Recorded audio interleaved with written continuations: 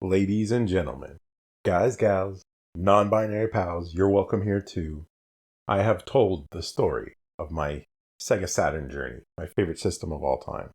But I wanted to be sure that I include something about the PlayStation also, because the PlayStation also does have a huge place in my heart. Some of the games on the PlayStation 1 we're talking about, like literally changed my gaming life. So I wanted to tell my PlayStation story today. Yes, it's time for the PlayStation story. The Saturn had a story too. PlayStation 1's a little bit different.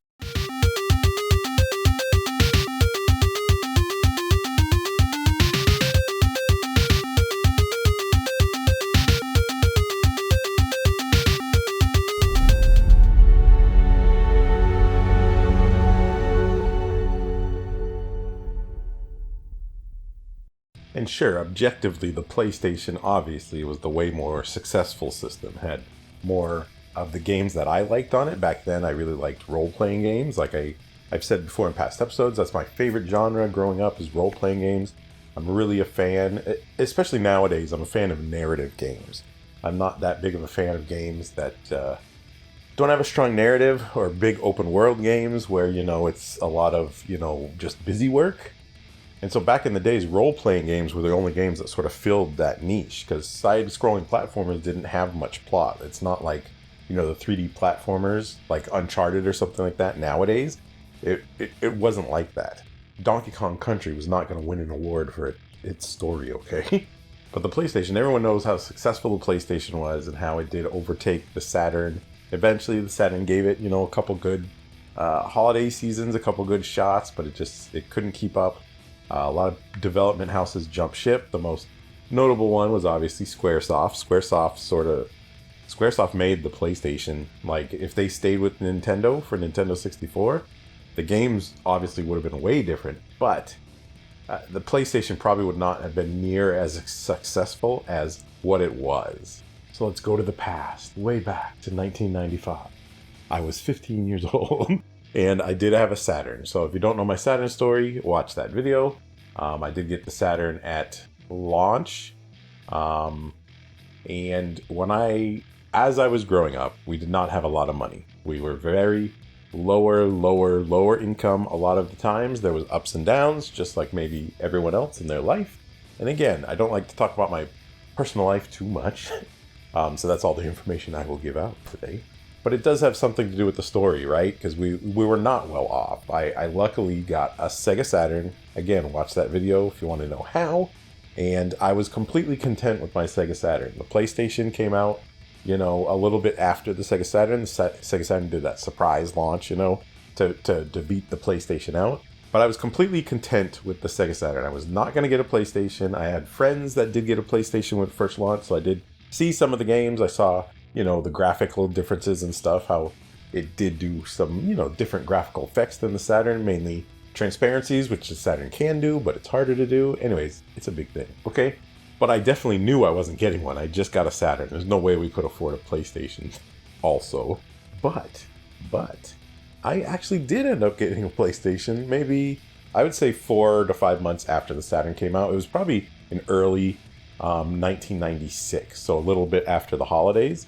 But it was pretty early in the lifespan that I got it. So again, I didn't have money for it or anything like that. I'm just a high school student. I didn't have a job then or anything like that. So, but you need to understand, I went to school in Florida. Yes, Florida.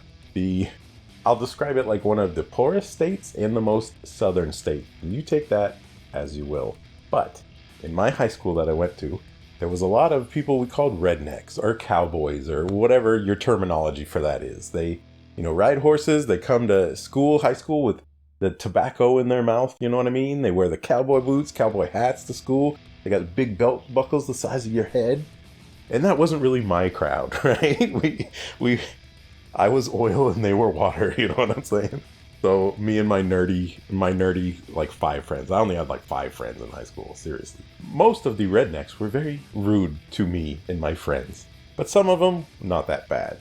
And I remember distinctly, it was marine biology. My marine biology class, I sat next to one of the aforementioned cowboys. We were just sitting there. I think I was looking through maybe a video game magazine. I had brought one in my backpack or something like that. Probably a game fan or something like that. He just, he leans over to me and he's like, hey. I'm like, hey. You heard of that new PlayStation? I can't get one now or anything like that. And he's like, oh, well, I work at Kmart and I got one. You want it for $100? Brand new, steel sealed. And I was like, well, that sounds like the deal of a century to me. And he's like, yeah, it fell off the back of the truck. Now, I don't condone behavior of this sort at the time. I was 15 years old, and I didn't have a lot of money. I was a big gamer. I wanted a PlayStation. I knew I would never get one. And he brought it to my attention that he had a brand new one for $100. Obviously, let's think a little bit. Obviously, he didn't buy that himself for, whatever, $299 or whatever the launch price was, and then selling it to me for a $200 loss. You know what I mean? Like, it really did fall off the back of the truck. And so I don't condone the theft of any type of property, period, especially this day and age. I have matured since then. But I said yes. Back to the mother. Mother, I know you just bought me a Sega Saturn. I know you just missed your rent payment to buy me a Sega Saturn. But there's a once-in-a-lifetime opportunity. This brand new other system called a PlayStation. And it's only $100. No tax. Brand new. No strings attached. Ooh. And I was able to talk her into it. Thank you, Mom. And we did it again. So I bought it from him. So the next day, I brought the $100 to school. Brought a PlayStation, kept it in his locker all day, and at the end of the day, he gave it to me. But that's not where this story ends, because when I was in high school, I have an older sister, but she didn't drive yet at the time. So I rode the public bus home. So me, not thinking ahead, was super excited. I got this brand new PlayStation, just came out. Nice in a shiny, nice new box. And I'm gonna go take it on a public bus, ride like 20 minutes on a public bus with it just sitting on my lap and just crossing my fingers and no one beats me up and takes it. I don't know what I was thinking. So I begged one of my, off friends, meaning not one of my close friends, one of my off friends. I knew his sister drove and that, they had a lot of money so they wouldn't mug me and take it or anything. So I had to beg him to drive me home. And he got his sister to drive me home. So they drove me home that day, so I was nice and safe.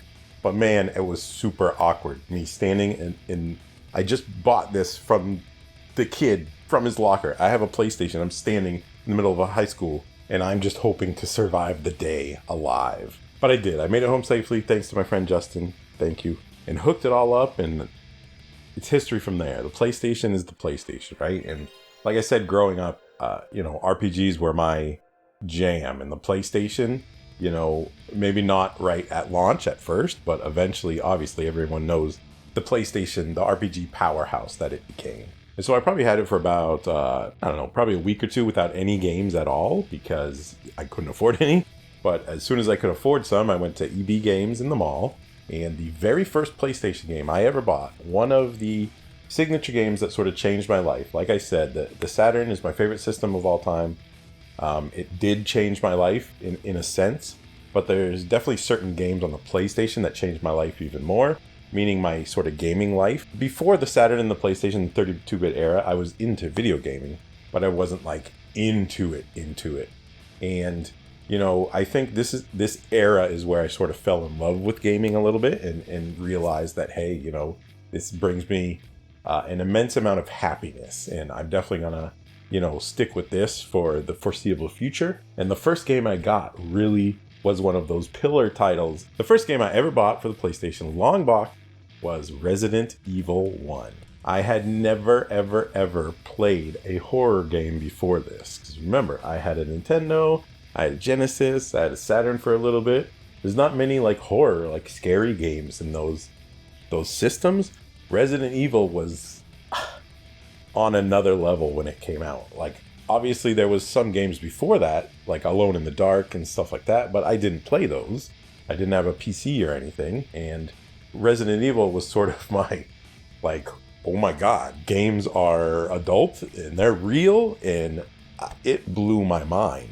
The first Resident Evil is such a flawed game, but it's such a good game at the same time. It's just one of those weird sort of so bad it's good movie sort of things. Well, it's some of the aspects are so bad it's good in a game sense, right?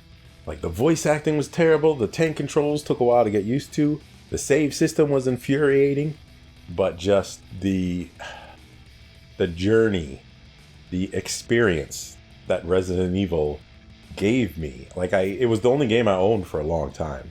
So I played it to death. I did obviously beat it eventually.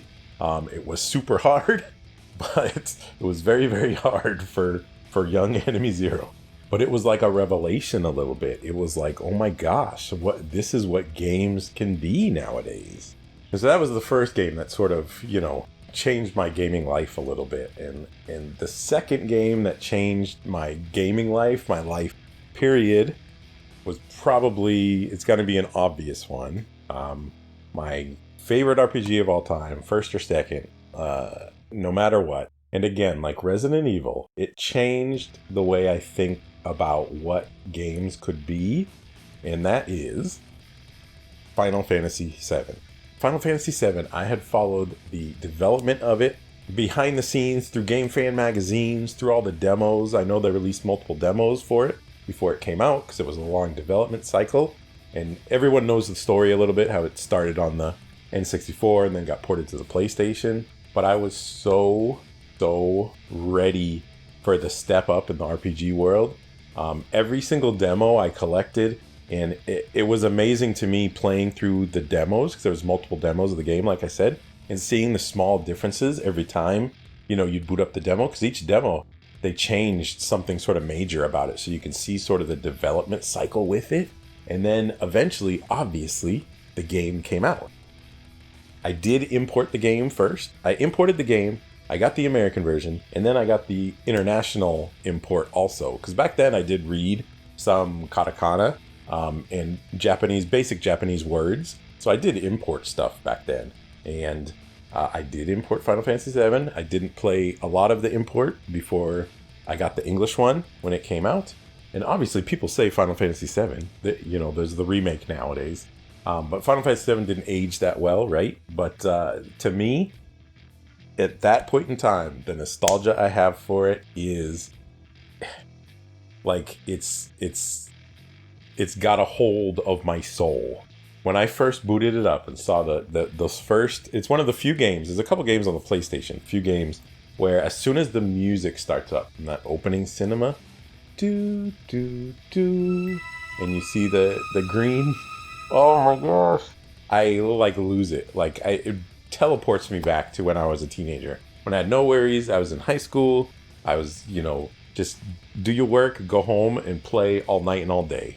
And Final Fantasy VII is such a perfect example of the sort of leveling up of video games from, the 16-bit area to the 32-bit area. Because Final Fantasy 6/3 is obviously almost a perfect game too. And it was just that much of a jump into the next era with the cinemas, with the graphics, with the sound, the music especially. The music was unreal. I remember that my EB Games actually got the pre-orders in for that a day early, so I got it a day early. And all my friends got it at the same day too, but I don't know. It came out on a Wednesday or Thursday, I think, and I remember this fondly. I was the one who beat it first in my friend group because I skipped school. I came down with a sudden case of sickness as soon as I got home with that game, and couldn't get out of bed. I couldn't do it. So I remember the next Monday after the weekend it came out, I went into school, and my friends are like, "Oh, I'm this far in the game," and I was like, "Oh, I beat it already. I beat it yesterday." And they couldn't believe it, and I'm like, "Well, hey, I called in sick, okay?" So I literally called in sick from school. I played that game. I maybe slept 4 hours a night for 3 or 4 nights in a row. I was so immersed in Final Fantasy VII. It, like I said, it literally It's one of those pillar games that changed my life, changed what I like about gaming, and solidified, what makes me happy with gaming a little bit. I was so obsessed with it. I even had save files. I had save files where I maxed out the time, because the time went to 99.99. It wouldn't roll over again. So if you got to that far, 100, hours, it would just stay at 99.99. So I had save files at max time. I had all the materials. I had maxed out 3 materials of each materia, including Knights of the Round, everything. No Game Shark, no nothing. I did it. I did it all manually. I lived and breathed this game for so long. It was so amazing. If you played during the PlayStation days, you have to know what I'm talking about. Even if maybe Final Fantasy VII is not one of your favorite of all time, it changed the industry. It changed me. It changed my, gaming world. And it was unbelievable. Unbelievable. Now I'm just going to go over some just random PlayStation games, like the pillar games. That sort of meant a lot to me. So obviously a lot more games than I put on this list. There is games in my physical collection that aren't on this list and stuff, but this isn't like my Saturn video where I wanted to show off my physical collection. I just want to talk about my PlayStation story. And so I talked about it already. Let's talk about some pillar games of the PlayStation that meant so much to me. And the first one I probably want to talk about is I was a medium, let's say medium, anime fan back in the day. I had certain animes that I absolutely loved. One of them was Akira, and Akira is my favorite of all time. The manga and the anime, I love it. Maybe I'll do a video about it eventually. I have the vinyl soundtrack. I'm actually looking at it down there. But the other anime that I loved, that had wall scrolls on my wall of the characters from it and everything, like it was plastered, was Ghost in the Shell. One of my favorite manga artists of all time, Masamune Shirow, did Ghost in the Shell, amongst many other things. He's got quite a portfolio. If you search his name online, if you're not familiar with him, he's one of my favorite manga artists of all time. And Ghost in the Shell had a PlayStation game, and I absolutely loved it. It was super hard, it was kind of quirky and stuff, but it had cinemas in it. And the cinemas used the same voice actors as the English dub of the anime, and I was just completely in love. I'm sure it's a trap. I've just got a feeling. I'll bet you check under the bed at night before you go to sleep. But Toe, look, see what I have. Huh? The new rookies gave me all these funny little stickers. Ah, take them off, you moron. Fuchikoma, just do your job and help the rookie. You play as a Fuchikoma, which is one of the tanks from Ghost in the Shell, and the actual cool gameplay mechanic from it is they could walk up walls. So it was sort of, you weren't limited to just on the ground jumping on buildings and stuff. You actually, if you moved towards a wall, you could walk up the wall and it would change your viewpoint and everything. And it made the controls a little bit hard to get used to or whatever. But man, this game was so cool to me back in the day because it had those good gameplay mechanics, the graphics were pretty good, and it had the anime cutscenes with the voice actors in it. Oh man, it was so cool. A non-RPG game that I really loved, which I've talked about it before, I talked about the Saturn version before in a Saturn video, where I actually said the PlayStation version is superior, and that's obviously Castlevania Symphony of the Night. And now Castlevania Symphony of the Night is the best Castlevania game of all time, bar none.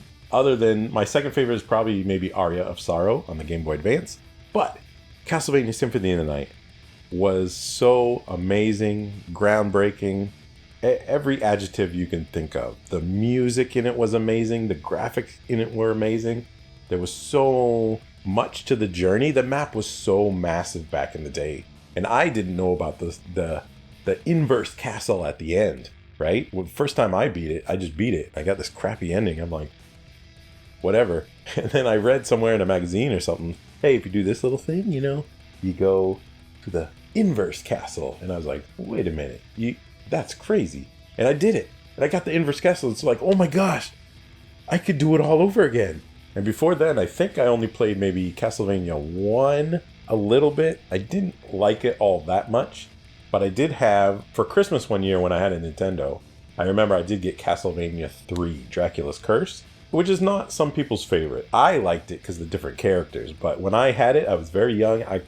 It was so hard. I could not beat it or anything like that. But I did get relatively far, I guess, but I never beat it. So that was my main Castlevania experience up until Symphony of the Night. And Symphony of the Night was just like, it was like light years beyond Castlevania 3 for the Nintendo, let me tell you. It's one of the few games that I would say is like a perfect game. Like, it's perfect. I wouldn't change a thing in Symphony of the Night. And probably another one of those big pillar games, I think, that, again, changed me, made me rethink of what games could actually be, is another game that I can absolutely 100% identify from the first 3-4 notes of the opening song.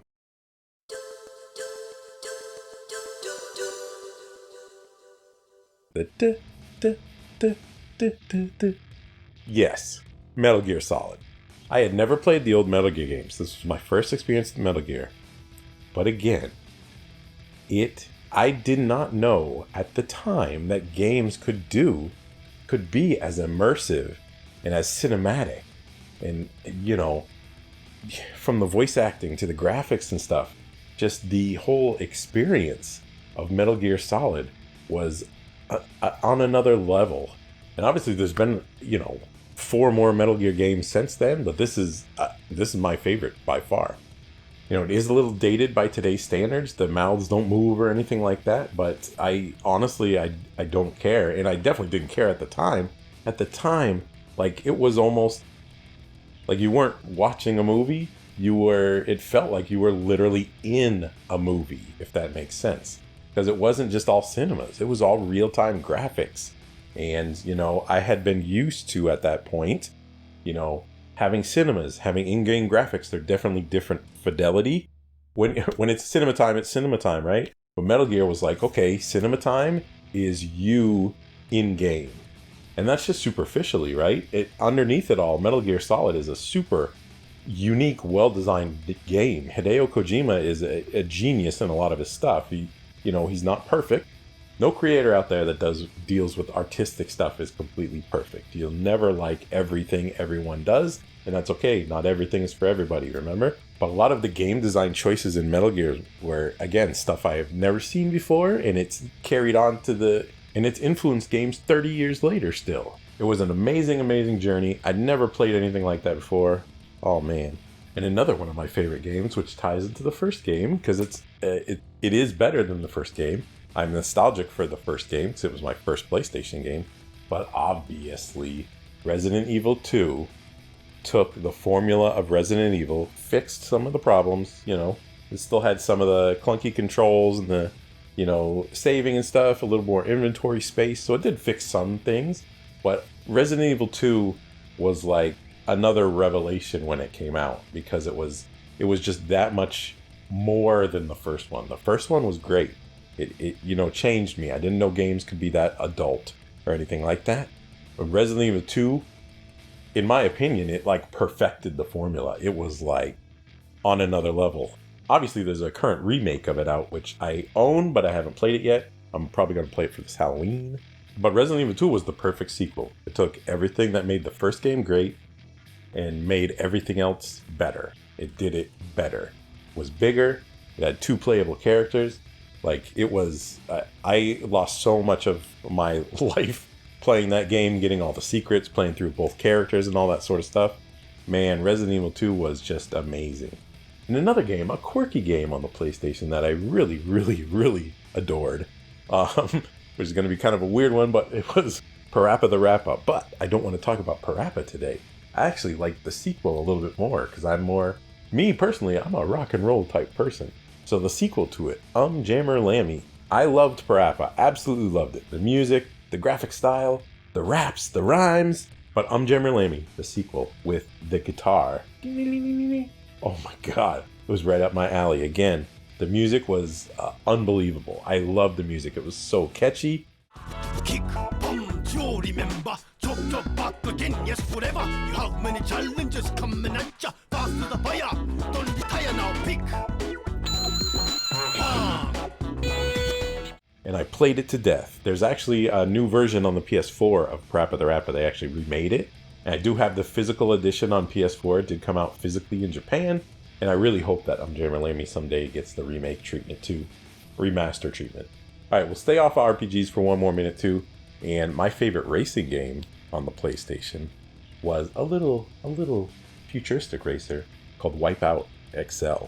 I really liked the first Wipeout, especially the music. And again, Wipeout 2, just like Resident Evil 2, was the perfect sequel, even though I don't think the company considered it like a full sequel, but to me it was a sequel. So it did everything better than the first one. It was just as fun. The controls were tighter. There was more power-ups.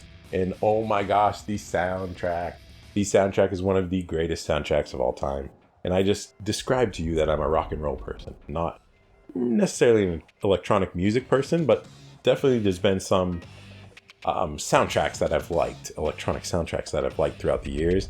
And Wipeout XL was one of them, man. I played the game to death. I was so good at it at one point.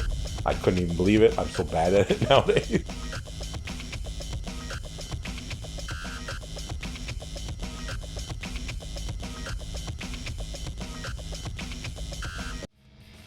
But I even liked it so much, the soundtrack so much, that I bought the soundtrack. And I actually don't have it today anymore because one of my friends from back in high school actually stole it from me. He came over my house one day, and the next day I noticed my Wipeout XL soundtrack was gone, and I had a Prodigy CD. Prodigy just came out with a new CD. Do you remember them? Firestarter. They were both gone, so he stole them both. So my other friend, William, he was a good friend. He was a big Nintendo, Sony fanboy. And he would always invite me over to like show off like a game to make me jealous or something like that. So one day I was over and he had his PlayStation on. He's like, "Oh, did you see the new Final Fantasy game?" And I'm like, "There's no new Final Fantasy game." And he's like, "Yeah, it's a tactics game." And I was like, "Oh, I don't care about that. I don't want anything to do with that." But I watched him play. So he booted it up, he played it for a little bit, and I was like, "Yeah, I don't know if that's for me. It's a little slow. I don't understand a lot of things. Like, why do you have to choose the direction to face after you do your action and stuff?" And, he explained to me, there's back attacks, there's side attacks, there's stuff like that. So you can defend yourself against them and stuff like that. And I was like, I don't know. Maybe I'll give it a try someday. So I think I ended up maybe borrowing it first. But anyways, I did end up trying it. And I pretty much lost a month of my life to Final Fantasy Tactics, which is obviously not a traditional Final Fantasy game. It's a tactics game if you've never played it, but it's easily one of the best of all time. Because to me, I'm not a very big strategy game person. I'm not that smart. Quite honest, I've said that before. And Final Fantasy Tactics has a good middle ground where it's easy enough for dumb people like me, but not too easy for my hamster to do or something. Because like some games like that, like Tactics Over and stuff, go straight over my head. They're a little too complex for me. But Final Fantasy Tactics had the right middle part. And it had the square-soft, production values. It had the amazing story, amazing dialogue, again, amazing music. I really think this generation is a generation where gaming music, because it's obviously CD-based, just blew up. Some of the soundtracks for this era are just the best soundtracks of all time. And Final Fantasy Tactics is no exception. Again, that opening theme music is etched in my head. Like if I see that opening cinema or hear that opening song, I know exactly which game is starting and what I'm in for. And Final Fantasy Tactics was such a good game. It was such a long game. There were so many classes that it just melted my life away. And I loved every second. I still love it. The best version of it that I can remember is actually the PSP version, which I do have. If there's a chance you like strategy games and you haven't played this before, I would highly recommend playing it. And then back to RPG World, one of the greatest RPGs that I played on the PlayStation. Again, one of those pillars because of the battle system is actually Grandia. And I remember Grandia when it first, came out, they were toting it as like the Final Fantasy VII killer. Yay! Killing Final Fantasy VII. And it definitely was not that good, but it definitely was a different experience. It wasn't meant to be what it was marketed as, because Final Fantasy VII was a very adult game, right? Grandia was a very accessible game. It was quirky, there was humor, there was nice colors in it. It was, nice and colorful and fast-paced. And that's actually what I liked about it the most. What I loved about it was actually the battle system. I firmly believe Grandia 1 and 2 have one of the best RPG battle systems of all time in it, because, you know, you have that little time bar at the bottom, and, you know, as your little icon goes across, you do an attack, but you can hit the enemies. If the enemies are up here, you can attack them and they'll delay their attack. You could even cancel attacks and stuff like that. So there was a lot of strategy in the battle system. It wasn't just pushing the button. And obviously I like old school RPGs where you do just push the button too. But Grandia was on another level with the battle system. Like, I fell in love with it. I fell in love with the characters and everything. I honestly, I never beat the game. I got pretty far. I am playing it right now. I do have the Switch version, so I am replaying it at this point in my life. Maybe I'll get through it this year. But I did never beat it. I did beat 2 on the Dreamcast, but that's a separate subject. But Grandia was so good because it was the opposite of what was going on, right? All the games were getting darker and grittier and stuff like that. And then Grandia was just like colors and rainbows and pink and green and you know, young sort of kiddish characters, you know what I mean? And it was very refreshing to have that. So I'm getting to the end of sort of my favorite games here. So I wanted to talk about one more special RPG, had a special place in my heart. And it sort of, it filled in that sort of void that Final Fantasy VII left, because it did a lot of the same things that Final Fantasy VII did. It was adult, it had, you know, the amazing cinemas, it had a unique battle system too. And of course, it's another one by Square Enix. It's Parasite Eve. Parasite Eve is another Squaresoft RPG, obviously, but it was very sci-fi, very horror-esque a little bit in its setting, and the battle system was super unique. It wasn't just, you know, press the button. You actually had this sort of like bubble that formed around you, and you could hit anything in the bubble as your, you know, ATB bar got up, and you know, you use guns and stuff, so it was a little bit different. It was sort of a modern day RPG as opposed to, like, you know, a fantasy world RPG. But again, it hit all those notes for RPGs at the time that I was looking for after playing, you know, Final Fantasy VII and things like that. Like, you know, the pre-rendered backgrounds were amazing. The battle system was amazing. The graphics were amazing. The music, again, was just hauntingly amazing. It was unique. Definitely stood out from the crowd because of, you know, its differences. All right, the last game I'll probably talk about in this long-winded video is a game near and dear to my heart. 2 of my favorite Nintendo games growing up were Mega Man 2 and 3. Mega Man 2 and 3, 2 of the best soundtracks of all time. They were amazing. I fell in love with them. I played them all the time. 2 was a super proud moment for me because I actually beat Mega Man 2. No Game Genie, no cheat codes. I was the only one of my friends that could beat it.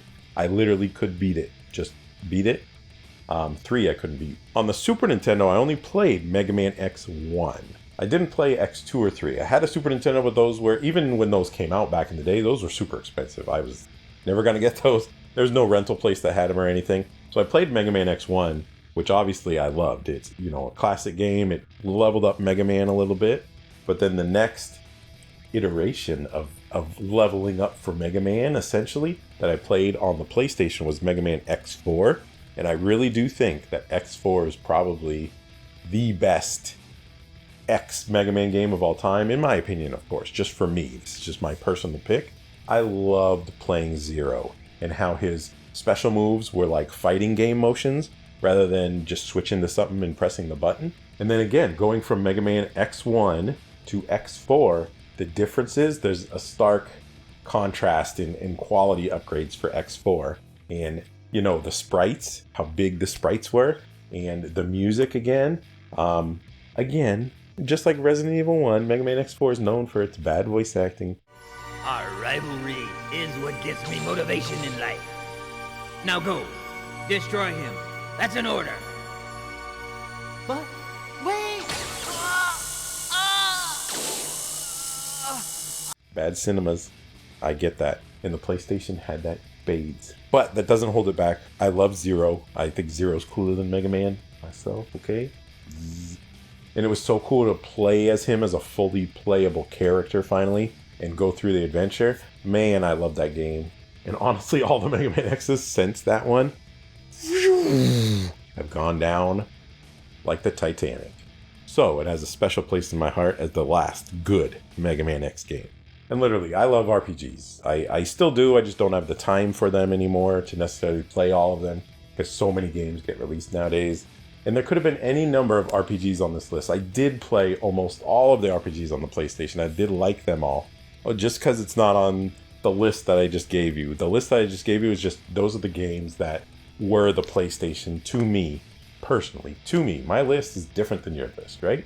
But some of the other RPGs that easily could have made it to the list that I haven't mentioned yet, I do love. They're just not those pillar games that I'm talking about. I definitely love the Suikoden games. I know there's a remake coming out this year. But yes, Suikoden 1 and 2 I played when they came out. Xenogears is obviously on my list. That's another game that I absolutely love. And I actually never beat it. I'm going to beat it someday. It's on the list. Star Ocean Second Story was an amazing game. That's also getting a remake this year, I believe, on the Switch. And Working Designs on the Saturn, obviously I loved all the games they did, and they did make a lot for the PlayStation, so I definitely loved Lunar 1 and 2. The PlayStation was my first experience with Lunar, because I didn't have a Sega CD or anything. So that was my first experience with them, and I definitely loved them. I loved the Ray Storm and Ray Crisis shooter games. And my favorite gun game of all time is probably Elemental Gearbolt, which is a little known PlayStation game that's pretty darn amazing. But I don't know. Guys, gals, non-binary pals. That's my list. That's my PlayStation journey. That's how I got my PlayStation. Some of the pillar games that, I loved on the system. It's easily one of the greatest systems of all time. I know the Saturn, I say, is my favorite system of all time. But objectively speaking, the PlayStation is definitely the better system. Pound for pound, mano a mano. And obviously the PlayStation 1's impact on the gaming universe as a whole is unprecedented. And all the experiences and journeys I had with the PlayStation games back in the day, I wouldn't trade those for the world. I definitely love all my memories from that era. So what about you? How was your PlayStation journey? Some people have told me about their Saturn journey in my Saturn video. What about you? How does your PlayStation journey compare to mine? Let me know in the comments below. Guys, gals, non-binary pals, thank you so much for watching another video. Peace out.